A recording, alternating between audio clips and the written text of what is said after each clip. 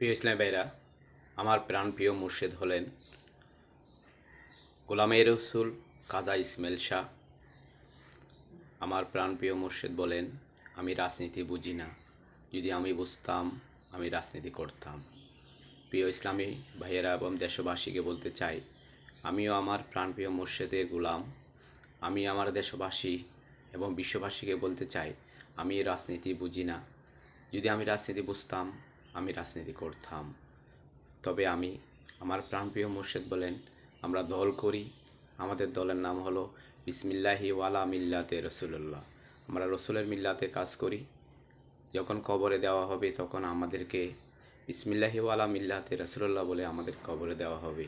রসুলের দলে যখন যেতে হবে, তাই মৃত্যুর আগে রসুলের দলে আমরা প্রবেশ করলাম। এটা আমার প্রাণপ্রিয় মুর্শিদের নজরে কলমের বদৌলতে। আলহামদুলিল্লাহ।